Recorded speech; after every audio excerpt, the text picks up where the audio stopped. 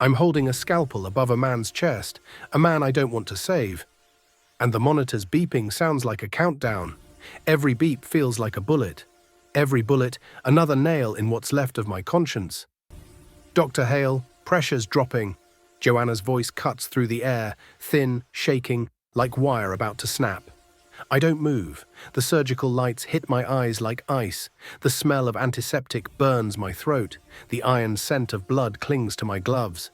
Somewhere above me, condensation drips off the ceiling, one drop at a time. If there were a camera, it would be hanging just behind my shoulder, focused on me, a man frozen mid-cut. Then it would pull back to the table where Mark Avery, 41, knife wound to the chest, is dying. We're losing him. No one touches the patient until I say so, I mutter. The doors swing open, voices flood in, and then her voice. Ethan, please. I turn, Sarah, the woman who promised to stand beside me through sickness and health, and walked away when sickness moved into our house. She steps forward, straight into the sterile zone, ignoring the shouting nurses, the blood on the floor, the chaos around her. Her hair is wet, her face pale, but her eyes are made of fire. Please, she whispers, save him. I stare at her. That's your lover on the table. I'm not asking for him, she says quietly. I'm asking for Liam. My stomach twists. Don't you dare, I hiss. If he dies, she says, our son will never walk again. The sound drains out of the room. All that's left are her words, sharp and impossible. 2 years ago, my son Liam was 10. Bright, loud, always running ahead of me. Until that night. I was driving home from a double shift, too tired, too sure of myself, a flash of headlights, a horn, a scream, and then silence. I woke up in the hospital to a voice saying, he's alive, but he won't walk again. Since that day, I've hated everything. God, fate, the road, myself. Sarah tried to hold on, but grief doesn't live quietly. She left a note one morning. I can't do this anymore. I didn't stop her. I didn't have the right. And now she's standing in my OR, soaked in rain, trembling, begging me to save the man she left me for. Her lips barely move. If he dies, Liam won't stand. If you save him, Liam will walk.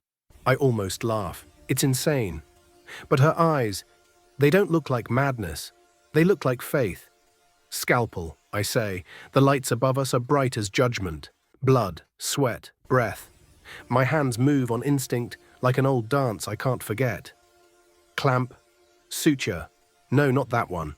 The other every cut is a step between life and death. The monitor screams, the room shrinks. Pressure's crashing. Adrenaline. He's flatlining.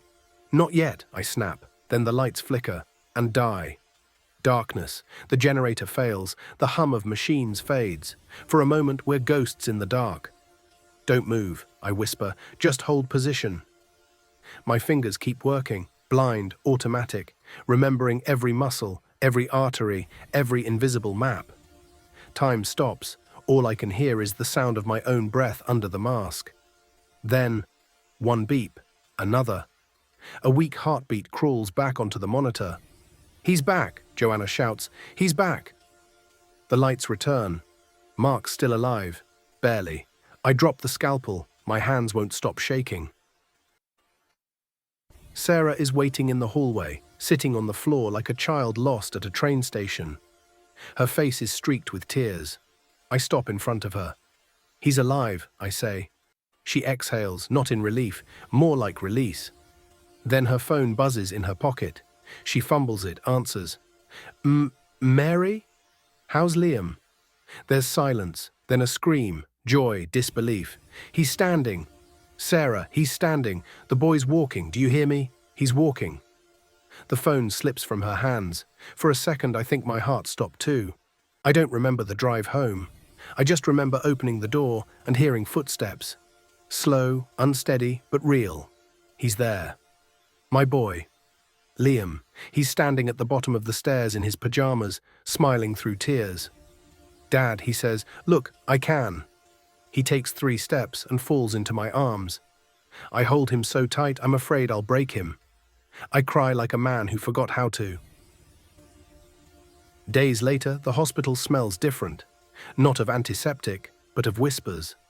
They're calling it a miracle. A man saved from death. A boy walking again. Reporters camp outside. Colleagues shake my hand like I've seen God. But I don't feel like a miracle worker. I feel like an imposter. Sarah visits. Mark's awake, she says. He remembers everything. He said, he heard your voice. You told him to come back. I look out the window. Rain blurs the city lights. Maybe I did, I whisper. Maybe I was talking to myself. She stands beside me. I didn't come for forgiveness, she says. I came to tell the truth. When I left, I wasn't running from you. I was running from the pain. And I thought I could live without it. But I couldn't. We both couldn't, I say quietly. She nods, then barely audible. Do you think it was a miracle? Or a warning? I'm a surgeon, I tell her. I work with flesh. Warnings aren't in my job description. The world keeps talking. The press calls me the doctor who brought back 2 lives. The hospital wants interviews. They call it hope. I call it noise. Late at night, I go back to the operating room. It's empty, quiet, like a cathedral that forgot its prayers. I run my hand over the cold metal of the table. There's a scratch there, right where my scalpel slipped that night. Sometimes I swear I can still hear her voice, whispering from the dark. If he dies, your son will never stand again. I don't know if it was faith, madness, or punishment. Maybe all 3. All I know is I believed her, and that belief cut deeper than any blade I've ever held. Sarah left again a month later, this time without a note. She just said, Liam needs you. I need silence, and she walked out, calm, almost peaceful. I didn't stop her. Some stories don't need endings, they just need distance. Now it's just me and Liam. He sleeps down the hall. Sometimes I still wake up just to hear his breathing. Sometimes I catch him staring at his legs like he's afraid they'll stop working if he blinks. I don't tell him I'm afraid of the same thing. At night, I sit by his bed. He twitches in his sleep, his legs kicking like he's running in dreams. On his nightstand, a green plastic dinosaur, cheap and brave. I pick it up and hold it in my palm until my hand stops trembling. Thank you, I whisper into the dark. I don't know who I'm saying it to. God. Fate, the hum of the machines. Maybe to her, maybe to myself. I'm not a believer, I'm not a saint. I'm just a man who once cut open a chest with hatred in his heart and stitched it closed with something that looked like faith. People still ask me what happened that night. They want a scientific answer. I tell them the truth, the only one that matters. I don't know. But I know this. Every time I pick up a scalpel, I hear that whisper. And every time I cut, I answer it the same way. If he dies, your son will never stand again. And I keep cutting so that someone, somewhere still can.